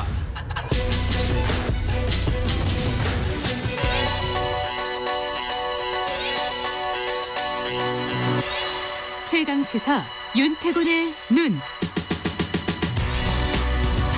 네, 윤태곤의 눈, 의제와 전략그룹 더모아의 윤태곤 정치분석실장 나와 계십니다. 안녕하세요. 네, 안녕하세요. 조금 전에 이낙연 후보랑도 잠깐 얘기했었는데 재난지원금 논의가 계속되고 있습니다. 네, 그 이야기 오늘 좀 집중적으로 해볼까 싶어요. 지금 뭐 사회적 거리두기를 3단계로 올리냐 마냐 할 정도고 아주 시급한 상황인데 그러다 보니 재난지원금 논의가 나오는데요. 대체로 뭐 줘야 되지 않겠냐. 당장은 아니더라도 이런 쪽인 것 같아요. 그러면 이제 지금 논점은 선별이냐 전부 다냐 1차 때처럼 그런 거랑 이 성격이 그러면은 경기 활성화까지 포함이냐 아니면 지금 뭐 경기 활성화가 아니라 지금 힘든 분들한테 집중적으로 들어가야 된다. 그러니까 이게 선별이냐 아니냐 하고 그 논점하고 겹쳐지는 거죠. 네네. 그다음에 이제 재정 건전성 부분 뭐 한 3가지 정도 논점이 되겠어요. 하나씩 보죠. 일단 정부 입장은 아직까지는 뭐 정확하게 나온 건 없어요. 자, 정세균 총리가 어제 그랬습니다. 현재로서 정부의 입장은 유보적이다. 이낙연 후보도 비슷했고요. 그러니까 거의 정부 입장하고 비슷하시더라고요. 그래, 제가 맞아요. 앞에 자세히 들어봤는데. 근데 이제 정 총리가 다만 반대하는 것도 아니다. 쌍수를 들고 반대하는 것도 아니고 상황을 예의주시해서 꼭 필요하다면은 없는 돈이라도 빚을 내서 감당해야 하겠지만은 그런 상황이 오지 않았으면 좋겠다. 재정 건전성이 더 이상 부담이 안 돼야겠다는 게 솔직한 심정이다. 이렇게 말했어요. 지금 이제 재정이 안 좋은 건 사실이죠. 상대적으로. 그렇죠. 그러니까 뭐 코로나 때문에 제일 그렇습니다만은 뭐 올 상반기에 재정 적자가 이제 엄청나다. 그리고 이 재정뿐만 아니라 건강보험이라든지 실업급여 기금이라든지 우리 기금으로 돼 있는 것들 있지 않습니까? 그런 부분도 많이 이제 마이너스가 됐죠. 홍남기 경제부총리는 정세균 총리 앞에 말한 게 100% 빚을 내서 줘야 된다. 아까 이낙연 후보도 그 말씀하시던데 지금은 이제 재정을 이렇게 저렇게 전환하는 게 아니라 국채 발행을 해가지고 해야 된다 이런 거죠. 근데 이제 정부 입장을 가만히 보면은 전 국민은 아닌데 선별적 지금 가능하다 이런 걸로 읽히기도 하고. 지금 정부가 추경을 통해 가지고 이런저런 지원 내지는 경기 부양책 가동하고 있지 않습니까? 최근에 좀 뭐 비판받았습니다만 쿠폰 뭐 발행하고 이런 것도 크게 보면 이제 그런 식인데 이걸 추가하는 식이라면은 좀 뭐 허리띠를 졸라매고 또 국채 어느 정도 발행해서 가능은 하다 이런 식의 맥락인 것 같아요. 정치권으로 보면은 여야 특별히 이견은 없는 것 같아요. 그러니까 쟁점은 선별이냐 다지급이냐. 지금 1차 때하고 논의 지점이 좀 다른 게요. 1차 때는 경기 부양이 목적 컸습니다. 근데 전 세계적으로도 그랬었고 그러니까 소비 진작의 차원. 그러니까 쉽게 말해서 형편이 괜찮은 사람도 어려운 사람도 다 돈 주면 돈 쓴다. 근데 이제 이런 건 있어요. 승수 효과는 실제 크지는 않았다. 승수 효과라는 게 돈이 돌고 도는 거. 인데 그런 건 크지 않았다라는 분석도 있었죠. 지금은 그 1차 때와 다르게 경기 부양보다는 진짜 어려운 사람들 돕는 거. 그건 뭐 이게 정부 쪽이고 이게 오히려 보면요. 미래통합당이 치고 나가고 있어요. 이쪽에서. 미래통합당은 줄기를 딱 잡았습니다. 그 어제 발표를 한 게 선별지급 1차, 2 구제 목적이다.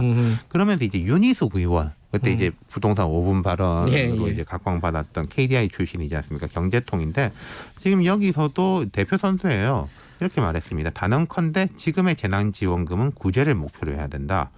실업에 대한 근심 없이 이번 주 나 재택이야 라고 말할 수 있는 사람들하고 생계와 일자리에 직격탄을 맞은 사람들하고 똑같이 생계지원금을 필요로 하지 않는다. 네. 전 국민 지급을 주장하는 분들은 재난지원금이 구제가 아니라 경기 부양을 위한 것이라는 입장인데 지금 같은 사회적 거리두기 상황에서는 현금을 뿌려서 경기를 부양하는 건 난망이다. 이렇게 말했어요. 근데 이재명 지사 즉각적으로 반발했죠. 그렇죠. 이재명 지사는 초반부터 초지일관입니다. 그리고 이제 정의당 김부겸 박주민 후보가 그러는데 이 지사의 입장이 이런 거죠. 재난지원금은 가계 경제 어려움을 보전해주는 복지 성격도 있지만은 본질적으로는 재난에 따른 경제 위기를 극복하고 국민 경제를 되살리는 경제 정책이다. 민주당이 보편복지를 주장하다가 갑자기 재난지원금만 선별복지로 해야 한다니까 납득이 안 된다 이렇게 말했고 통합당을 향해서도 이제 보수 본색을 드러냈다 이렇게 강하게 공격을 했어요. 김부겸 후보, 박주민 후보는 비슷한 입장인 것이고요. 이게 어쨌든 주는 거는 대체적으로 동의하는데 워낙에 지금 급하니까. 네.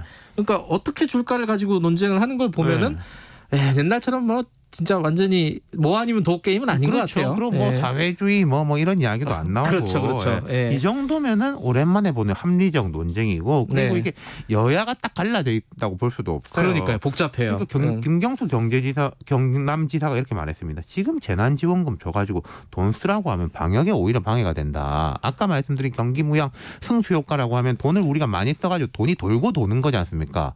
근데 밖에 나가지도 말라고 하는데 무슨 돈이 돌고 돌겠냐. 이 이낙연 후보도 이 얘기 비슷한 얘기를 했어요. 그러니까 이제 윤희숙 의원도 그렇게 이야기를 한 것이고 윤희숙 의원은 선별복지, 보편복지 쟁점에 대해서 이런 식까지 말을 했습니다. 어려운 이들한테 재원을 집중하는 것이 진정한 보편복지다. 적극적인 차원에서 보편적으로 형편이 괜찮아지게 하려고 하는 게 보편복지이지 똑같이 돈 나눠주는 게 보편복지가 아니다. 제가 볼 때는 이게 지난번보다 조금 더 집중적이고 합리적인 토론이 되는 이유가 하나 또 있어요. 뭐죠 그게? 지난번 선거 앞이지 않습니까? 선거 때문에. 그러니까 그때는 이제 주지 말잔 말이냐, 국민들의 어려움 생각하지 말잔 말이냐 이런 식으로 되고 서로 표 떨어질까 봐 눈치 보는 게 컸으니까 그때 이제 여당이 먼저 이야기를 꺼내니까 야당은 처음엔 난색을 하다가 더 주자. 빨리 주자, 많이 주자, 막 그랬지 않습니까?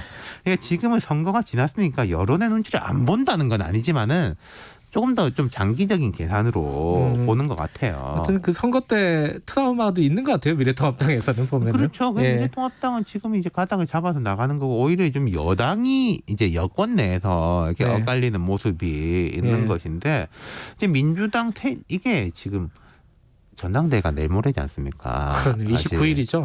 그 전에 가닥 잡기는 어려울 것 같아요. 지금 민주당 분위기도 그렇고 새 지도부가 들어서면 이제 집중적으로 논의를 해야 된다. 근데 여기서 다 공통적으로 나오는 이야기가 주려면은 선별이든 보편이든 간에 추석 전에 줘야 된다라는 게 약간 이 의견이 크고 근데 아까 이낙연 후보도 이야기했지만 정부 쪽에서는 줘버리면 뒤는 없다. 그럼 이게 이제 3단계로 들어간다지 이런 걸 조금 보면서 하자인데 제 생각엔 보면서 하더라도 준비는 했다가 지금은 늦출 수 있는 거니까 그럼 이제 시간이 많지는 않고 특히 이런 게 있을 겁니다. 보편은 돈은 많이 드는데 주는 건 쉽잖아요. 그냥 주면 되니까 똑같이. 근데 선별은 돈은 아낄 수 있지만 좀 어렵지 않습니까? 그러니까 논의를 빨리 진행해야 되겠죠. 알겠습니다. 윤태곤 실장이었습니다. 고맙습니다. 2부는 여기까지고요. 잠시 후 3부에서 뵙겠습니다. 야야야, 내가 오늘 병원에서 진짜 신기한 걸 봤는데 사고로 다리가 부러졌다는 사람이 아무도 없을 때 이렇게 펄짝거리고 접촉사고 나서 뒷목 잡고 내리던 사람이 모퉁이 돌자마자 이렇게 헤드뱅잉을 하는 거 있지. 뭐야? 기적 아니야? 기적이 아니라 사기입니다. 한 해 보험 사기로 인한 보험금 누수는 약 6조 원으로 전 국민의 손해로 이어집니다. 보험 사기로 보험금을 취득할 시 10년 이하의 징역 또는 5천만 원 이하의 벌금. 가볍게 생각하지 마세요. 보험 사기 반드시 잡힙니다. 이 캠페인은 경찰청, 금융감독원, 손해보험협회와 함께합니다. 주진우 라이브. 주진우 라이브. 주진우 라이브. 주진우 라이브. 라이브가 좀 이상한데? 그러니까 많이 이상해. 다 이상. 매일 오후 5시 5분 주진우 라이브. 내일은 좀 더 나아질 거예요. 확실해요.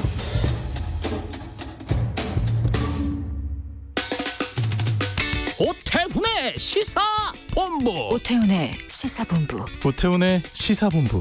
오태훈의 시사본부. 오태훈의 시사본부. 오태훈의 시사본부.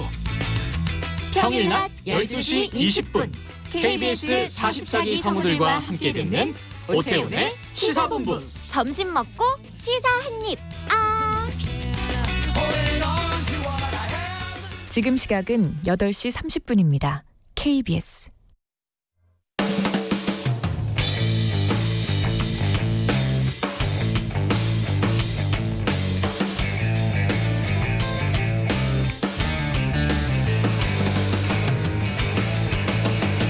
김경래의 최강 시사. 네, 김경래의 최강 시사 3부 시작하겠습니다. 8월 한 달간 노회찬 재단과 함께하는 6411 프로젝트 진행했는데요. 오늘 그게 마지막 시간입니다. 우리 사회에 보이지 않는 노동자들, 투명 노동자들의 목소리를 들어보는 시간이었죠. 오늘은요, 봉제 노동자들 많이 줄었을 겁니다. 이게 1970년이었어요. 전태일 열사가 근로기준법 지켜라 이러면서 분신을 했던 게 지금 50년이 지났는데 그래도 많이 있다고 합니다. 이게 예전보다 규모가 많이 줄었지만은 여전히 미싱 돌리고 있는 노동자들이 많이 있다고 해요. 어떤 현실인지 얘기 좀 들어보겠습니다. 오늘 얘기 함께해 주실 분 두 분 모셨습니다. 먼저 봉제 노동자로 실제로 일하고 계신 박태숙 선생님 나와 계십니다. 안녕하세요. 네, 안녕하세요. 네, 마이크 조금만 가까이 드시면 됩니다. 네, 고맙습니다. 그리고 노회찬 재단 사무총장 김형탁 선생님도 모셨습니다. 네, 안녕하세요. 안녕하세요. 반갑습니다. 봉제 노동자들과 뭔가 좀 인연이 있으신가요? 김형탁 선생님. 예, 봉제인 노동조합과 네. 같이 함께 일을 하고 있는데요. 예. 예. 그 봉제인 공제회에 제가 이사로 참여하고 있습니다. 그렇군요. 박태숙 선생님은 언제부터 봉제 노동자, 이게 미싱사라고 하나요? 어떻게 보통 미싱사라고 하나요?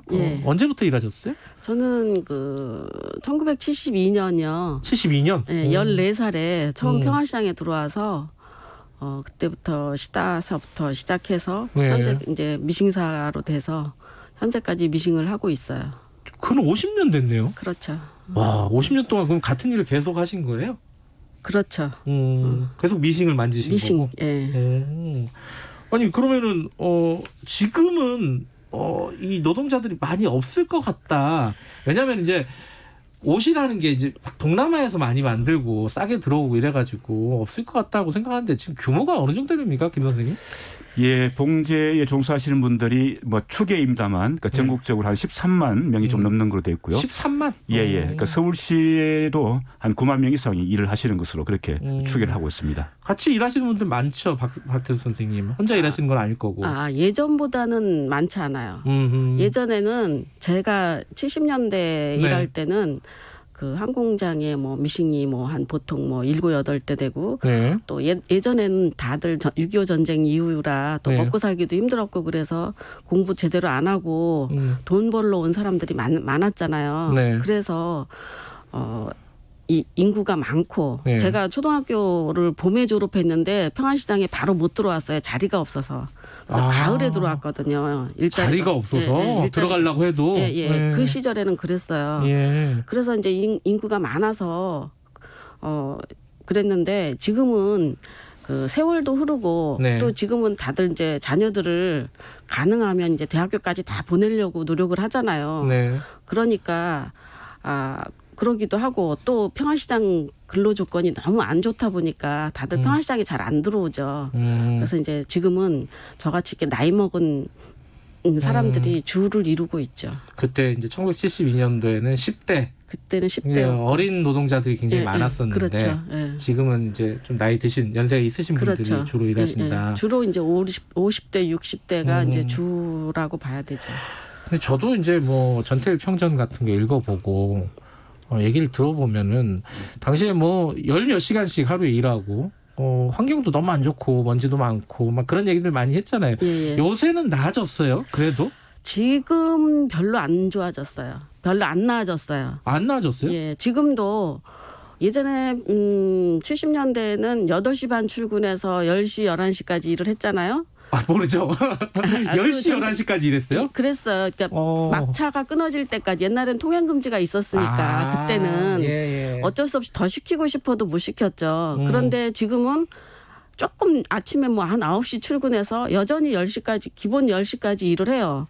그리고 이제 조금 더 하는 사람들도 많고 객공이라는 것 때문에 우리는 그 자기가 하는 만큼 뭐 가져가기 때문에 조금 더 이제 욕심을 내서 조금 더 이제 집이 가까운 사람들은 조금 더 하기도 하니까 예전하고 그렇게 달라지지는 않았어요. 일단요, 김영탁 총장님. 예. 객공이 뭐예요? 객공?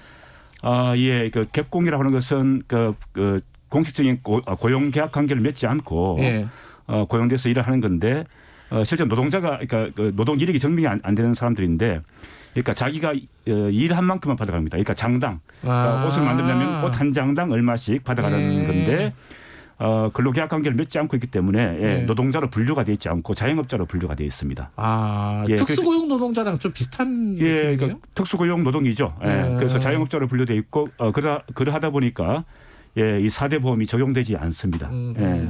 특히 노동자들한테 고유한 그 보험이 고용보험과 산재보험이지 않습니까? 고용보험과 산재보험은 전혀 혜택을 받지 못하고 있는 노동자들입니다. 박태욱 선생님, 50년 동안 일하셨는데 근로계약서 써보신 적 있어요? 저 한 번도 없어요. 50년 동안 한 번도 없었어요? 그리고 근로계약서도 써보지도 않았지만 또 공장의 사장님도 사업자 등록 없는 분이 굉장히 많아요. 그래요? 그러니까 사업주들도 영세하다. 이제는 지금은 예전에는 그 사장 공장이 가게에서 직접 공장을 운영을 했어요. 70년대에는. 그렇지만 현재는 가게에서 직접 운영하는 게 아니고 공장에다 하청을 주잖아요.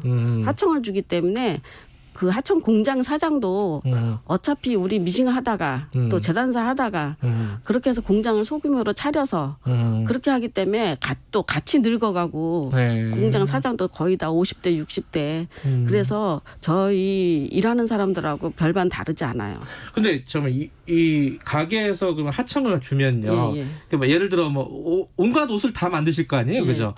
한 장에 얼마씩 받고 이런 게 있어요? 정해져 있어요? 그게 이제 딱 정해지진 않았지만 기본 틀은 있죠. 틀은 있는데 디자인에 따라서 기본 그 선생님이 지금 입으신 그 와이셔츠도 거기도 이제 주머니가 지금 하나 있잖아요. 어떤 건 주머니가 2개 있는 것도 있잖아요.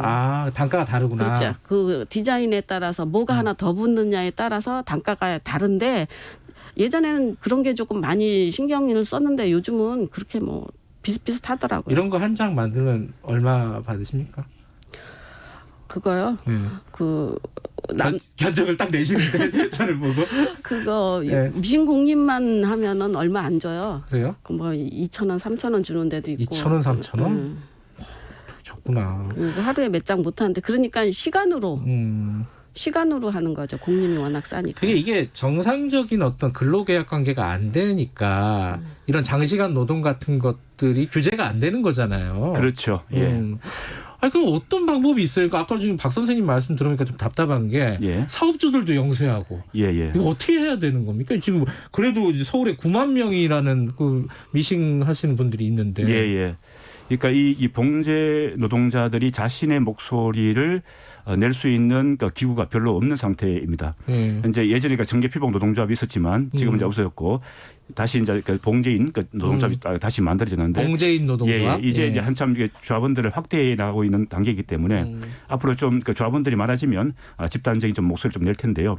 이게 노동조합의 목소리가 자기를 고용한 사람들과의 어떤 이 대립이라기보다는 사실은 이 시장, 그러니까 우리가 흔히 동대문 시장, 워낙 이 단가를 낮추고 있기 때문에 제대로 된 단가, 공정한 단가를 받기 위한 그랬던 싸움이 될 텐데요. 그러니까 사실은 10인 미만의 영세 사업주들은 노동자들이랑 마찬가지이거든요.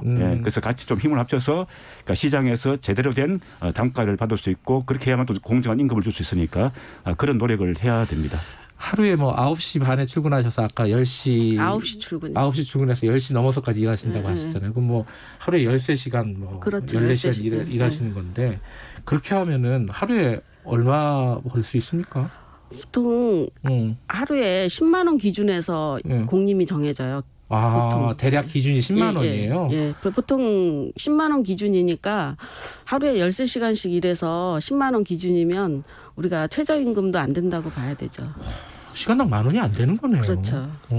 그런데다가 또 평안시장은 또 그 옷이라는 게 계절을 타서 비철이라는 것도 있잖아요. 근데 이게 1년 12달 10만 원이면은 한 달에 뭐 250 이렇게 벌어가면 괜찮죠. 그래도 먹고 사는데 뭐 그나마 그것도 괜찮은데 비철이라는 게 있으니까 이제 그 비철도 빼고 또 이러면은 사실 뭐 계산해 보세요. 그러니까 몇 달은 또 그러니까 일을 못하는 시간이 있다는 거죠. 그게 보통 그렇죠. 언제예요? 계절로 보통 따지면? 제일 긴 거는 여름철이고요. 여름엔 옷을 많이 안 사 입잖아요. 그렇죠. 그러니까 여름 초에 잠깐 이제 뭐 옷 한 장씩 사 입고 여름엔 또 옷이 가벼우니까 티셔츠나 뭐 남방 뭐 가벼운 브라우스 이런 거 한 장씩 사 입고 그러고 마니까 여름이 가장 길고 또 뭐 겨울에서 봄 그러니까 그 제일 긴 건 여름이고 중간중간에 계절마다 공백기가 조금씩 다 있어요. 네. 계절마다. 그러니까 뭐 우리는 그 일반 최저임금보다 훨씬 더 적다고 봐야 되죠. 일단 뭐 노동조합이고 뭐 근로계약서가 문제가 아니라 단가는 좀 올려야 되는 거 아니에요, 총장님? 예, 그렇습니다. 예. 그러니까 지금 사실 뭐 그러니까 노동조합이라 그러면 그러니까 사용자와 노동자 사이의 갑과 을의 그 관계처럼 생각하지만 실제로 이게 영세한 이 봉제 업체들 같은 경우는 병들입니다. 그러니까 병들끼리 전쟁할 수가 없는 것들이죠. 갑, 을도 아니고. 예, 갑도 을도 아니고 병들인데 병들끼리 싸워봐야 서로 힘만 드니까 사실은 같이 힘을 합쳐서 이 노동에 대한 제대로 된 대가를 받을 수 있도록 노력을 좀 해야 되고. 그러니까 지금 우리나라 이 의류 쪽이 보면 대부분 다 그러니까 유통 중심으로 상권 시장 유통 중심으로 형성돼 있는데 그러니까 외국의 사례를 보면 이 봉제 의류가 패션 의류가 사양 사람이 아니고 생활 밀착형으로 해서 이 도심 제조업으로서 상당히 발달한 데가 많습니다. 우리나라는 손기술이 좋은 이 봉제 노동자들이 있기 때문에 이 디자이너들이 새로운 아이디어들을 적극적으로 실현할 수 있는 그런 기반이 갖춰져 있거든요. 그런데 그런 것에 대한 관심이 별로 없고 주로 밖으로 보이는 외관만 신경 쓰고 있는데 실제로 그것을 뒷받침하고 있는 이 봉제 노동자들의 삶을 개선하면 제대로 된 패션 강국이 될 수 있다고 보고 한류 이야기하는데 왜 우리 손기술이 좋은 우리나라가 이 패션 의류에서 한류가 형성되지 않겠습니까? 저는 한류가 형성될 수 있는 충분한 기반이 마련돼 있는데 그것을 제대로 활용하지 못하고 있다고 생각합니다. 이게 이제 여러 가지 이제 객공이라는 어떤 시스템의 문제가 있고, 그죠? 이게 제대로 정상적인 어떤 근로계약을 못 맺는 문제가 있고, 단가가 너무 낮고 장시간 노동을 했는데 일당은 굉장히 좀 적은 편이고 비수기도 있고 그렇죠. 여러 가지 문제가 있는데 그 중에 또 하나가 건강 문제인데 저도 아는 사람이 그 봉제공장 한 적이 있었거든요.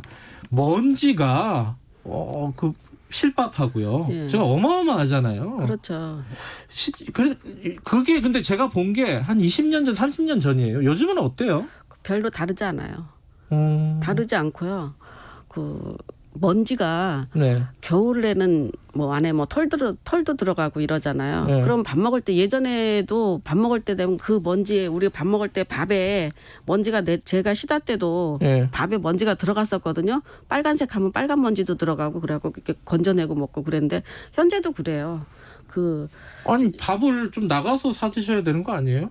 빨리 일하려고 조금이라도 빨리 일해야 되니까 일해야 되니까 가능하면 공장에서 배달시켜서 먹어요.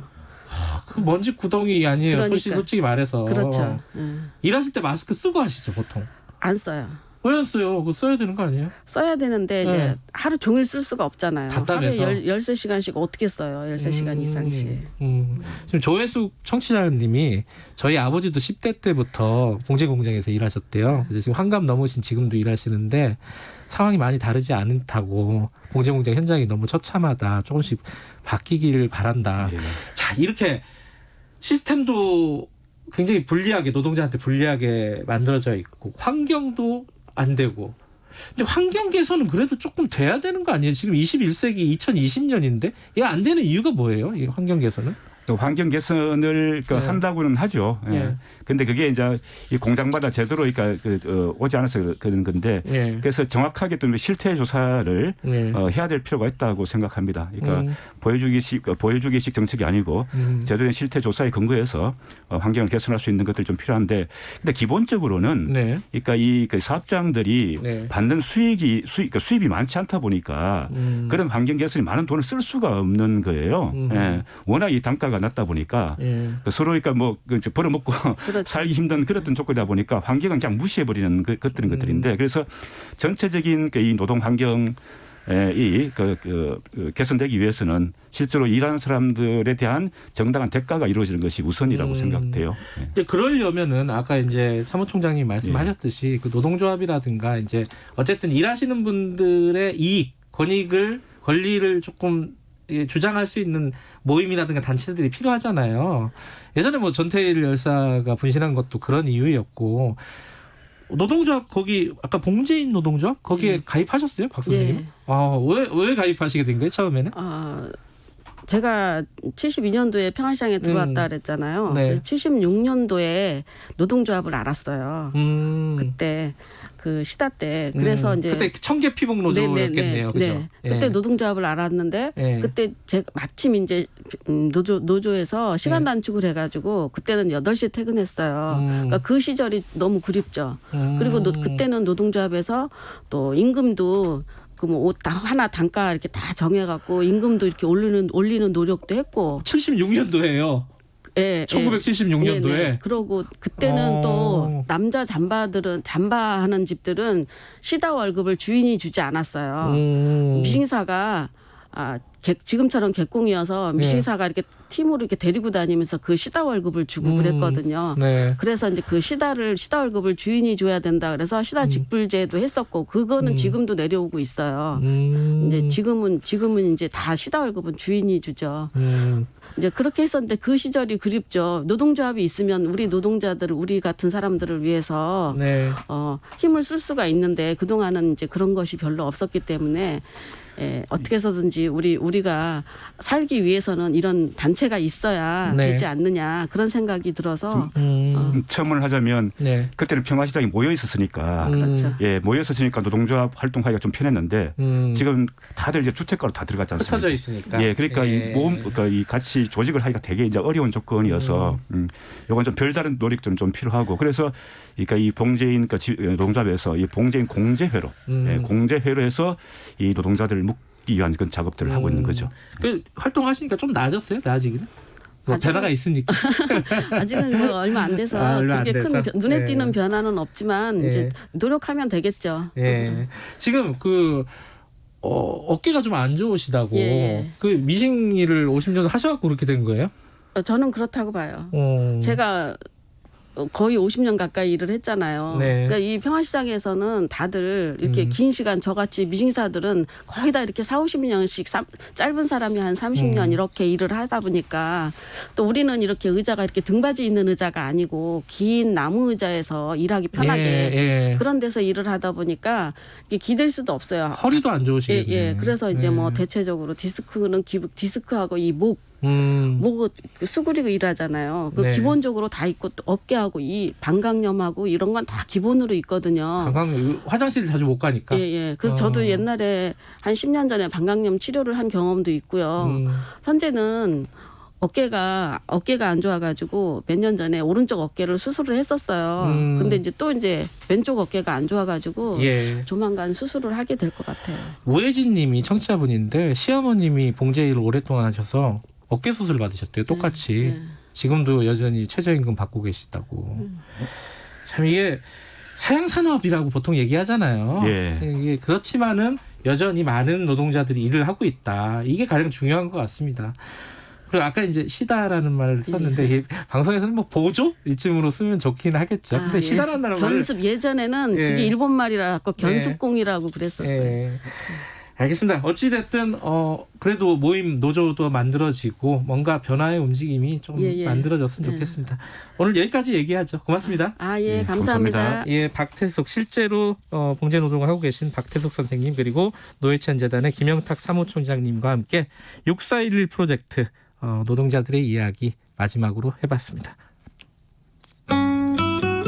이 시각 교통정보입니다. 태풍의 영향으로 오후까지 제주로 오가는 항공기가 전편 결항된 만큼 이용하시는 분들은 운항 여부를 꼭 확인하셔야겠고요. 고속도로에서는 강풍 피해가 발생하지 않도록 적재물을 더 단단히 묶고 화물차를 운행해 주시기 바랍니다. 현재 경부고속도로 서울 쪽은 북천안 부근 1km, 기흥 부근에서 신갈분기점까지 정체고요. 금토분기점에서 반포까지는 12km 구간에서 밀리고 있습니다. 서울시내 강변북로 구리 쪽은 가양대교에서 동작대교 쪽으로 정체되고 올림픽대로 잠실 쪽은 행주대교에서 성산대교, 다시 여의 하류 부근에서 한강대교, 또 반포대교에서 성수대교 쪽으로 밀리고 있습니다. KBS 교통정보센터에서 김한나였습니다.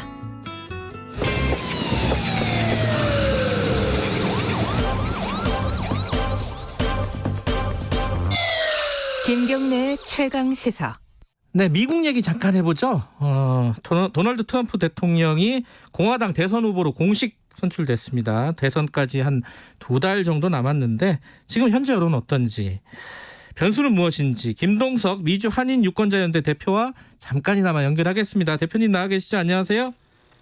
네, 안녕하세요. 미국이 코로나 심각한데 건강은 괜찮으십니까? 예, 덕분에 제가 있는 뉴욕은 좀 괜찮아진 그런 그래요. 상황입니다. 예, 그나마 다행이네요. 자, 현지 시각으로 24일 어제죠. 트럼프 대통령이 대선 후보로 선출이 됐습니다. 근데 원래 전당대회 첫날 안 나오는 게 관례라면서요? 이게 나왔죠, 근데 트럼프는. 그렇죠. 늘 주인공은 마지막 날 그렇죠. 후보 수락하면서 이 피날레를 날리는데, 예. 트럼프 대통령이 일주일 전에 지난주에 했던 민주당 전당대회랑 아주 차별을 좀 하려고, 예. 더구나 조 바이든 후보가 고령이고 힘이 없어 보인다, 유약하다 이런 이미지가 있으니까 네. 부지런히 자신은 이런 상황인데도 불구하고 노스캐롤라이나 샬롯에 이번에 그 화상 전당대회지만은 대의원들은 한 360명, 400여 명 모였습니다. 네. 거기에 직접 가가지고 첫날 투표를 했어요. 이번에는 원래 둘째 날 하는데 네. 첫날에 대의원들이 투표를 해서 이제 후보로 결정이 되는 그 장소에 직접 갔어요. 모든 예. 그 미디어 시선을 받으려고 그러는 거하고 바이든하고 차별하고 이런 효과를 누리면서 첫날서부터 본인이 그냥 막 등장을 한 겁니다. 그런데 그렇게 열심히 하지만은 여론은 아직 여론조사 보면은 바이든이 이기고 있죠. 예, 사실은 민주당이 먼저 지난주 전당대회를 했기 때문에 예. 올 8월 초서부터 약간 지지율이 좁혀졌습니다. 바이든이 훨씬 앞서가다가. 그래요? 그런데 많은 전문가들이 이 민주당 전당대회 효과가 있겠는가? 왜냐하면 이게 화상이니까. 네. 사실 전당대회 효과가 별로 없었습니다. 지금 지난 주말 조사한 게 민주당 전당대회 끝난 다음에 조사한 게 RCP 평균 지지율로 바이든이 50%, 트럼프가 42.4%. 네. 그냥 지지율 변동이 없고 바이든이 한 8에서 한 11% 앞서가는 걸로 나오고서요. 다만 민주당 전당대회 효과에서 조 바이든이 호감도가 좀 낮았었습니다. 4년 전 힐러리 클린턴이 비호감이 커가지고 굉장히 어려웠고 떨어졌는데 그 전당대회 효과는 지지율에는 없지만은 바이든이 그 비호감도 해결을 좀 해가지고 한 8% 상승해가지고서 호감도에 좀 나아졌다라는 게 이제 어제 오늘 그 매체들이 보도를 하고 있습니다. 근데 이제 참 이상한 거는 코로나19가 미국이 가장 심각하잖아요. 세계에서 확진자 수로는 가장 많고. 근데 거기에 대한 책임론 이런 것 때문에 트럼프 힘들지 않겠나. 그런데 최근에 좀 지지율도 좀 좁혀졌다는 얘기도 하시고. 이게 왜 그런 거예요, 이거는?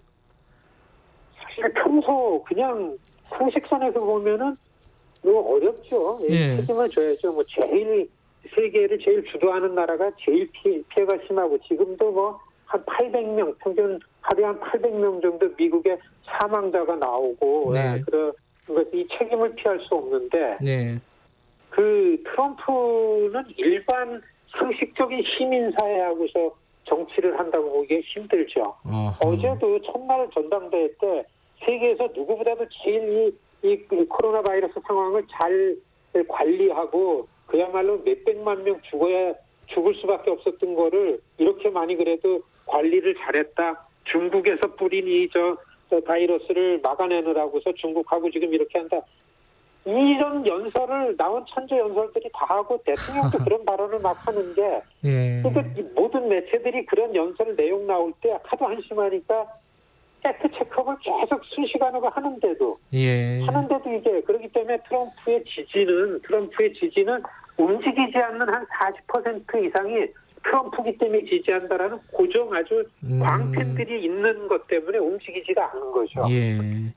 지금 시간이 많지 않지만은 이게 앞으로 2달 정도 남은 미국 대선에서 가장 큰 변수가 무엇일지 지금 뭐 흑인 총격 사건도 있고 여러 가지가 있을 텐데 어떤 게 가장 큰 변수라고 보십니까? 이 코로나 바이러스 상황 시작되기 전에 트럼프 지지율 좋았어요. 경제 지표 때문에. 코비드, 이 바이러스 상황. 그래서 이 공화당 트럼프 팀은 10월의 서프라이즈가 백신이다. 전당대 시작되기 전날에 무슨 그 백신 나왔다라는 걸 가지고 그 어거지로다가 이 발표다 그런 이유가 그거죠. 치료제요, 치료제. 코비드 상황이 얼마나 좋아지고 경제가 좀 더 좋아지겠는가 가장 큰 변수 같고요. 그 다음에는 그 인종 시위가 여기에서 더 확산될 건가라는 부분이죠. 확산되는 게 사실은 전략적으로 보면 트럼프 쪽이 이번 전당대회에서 이게 이 경찰을 옹호하고 법과 질서를 앞세우는 걸로 전략을 갖기 때문에 이것도 하나의 굉장히 큰 변수라고 보여집니다. 백신을 발표하겠어요. 지금 뭐 치료제를 전당대회 앞에 발표를 하는 거 보면은 대선 전에 어찌됐든 발표를 할 것 같아요. 그죠? 그렇게 전망할 수 있겠죠. 10월. 10월 하순되면 선거 전에는 어떻게든지 이 백신 나왔다. 그래서 백신 개발과 공급을 동시에 하겠다. 뭐 이런 얘기들이 지금 계속 흘리고 있는데 아마 억지로라도 이렇게 하지 않겠는가 이렇게 보여집니다. 이거는 좀 차마 여쭤보기 힘들지만 누가 이길 것 같습니까? 저도 뭐 지금 20년째 여기 집중하는 그런데 뭐 변수가 너무 크고 두 번째는 지금은 이 유권자들한테 뽑아달라는 게 아니라 서로 내전 수준에서 싸움을 하기 때문에 바이든 쪽에서는 이게 이 어둠의 세상, 혼돈의 세상의 주범인 트럼프와 반트럼프 전선을 만들고 트럼프는 법과 질서 옹호 이렇게 붙는 거 예상하기 전망하기 굉장히 어렵다. 알겠습니다. 고맙습니다. 안녕히 계십시오. 김동석 미주 한인 유권자연대 대표였습니다. 오늘 여기까지 하겠습니다. 내일 아침 7시 20분에 다시 돌아옵니다.